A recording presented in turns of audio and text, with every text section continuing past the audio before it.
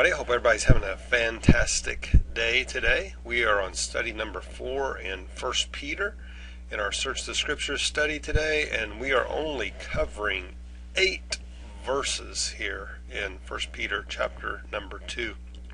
I'm going to attempt to answer a couple of different questions from these verses. Number 1, in what ways does Christ's suffering provide an example for us to follow? And what does Peter suggest that slaves or servants should learn from it? And do I need to appreciate that this is also a part of my Christian calling? Secondly, why was the sinless Jesus willing without protest to submit to the full penalty due to the worst of sinners? And what purpose was his sacrifice intended to serve? And what response and what results ought to follow in my life? Well, let's look at these 8 verses in 1 Peter chapter number 2, beginning with verse number 18. Slaves, in reverent fear of God, submit yourselves to your master, not only to those who are good and considerate, but also to those who are harsh. For it is commendable if someone bears up under the pain of unjust suffering, because they are conscious of God.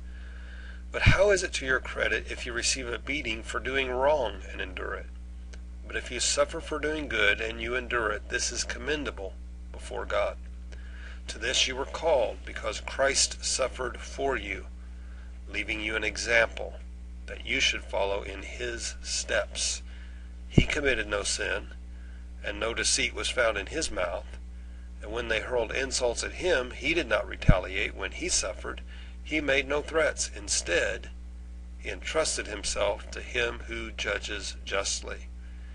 He himself bore our sins in his body on the cross, so that we might die to sins and live for righteousness. And by his wounds you have been healed. For you were like sheep going astray, but now you have returned to the shepherd and overseer of your souls. Well, that first set of questions asks this: in what ways does Christ's suffering provide an example for us? And what does Peter suggest that slaves or servants should learn from it? And do I need to appreciate that this is also a part of my Christian calling?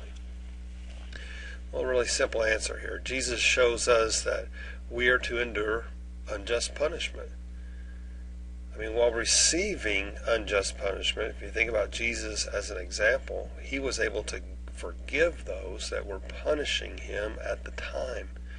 These verses suggest that when we're being punished and we don't deserve that punishment, if we just think upon the things of God and our conscience of God, and that God will get us through that, that's commendable to the Lord.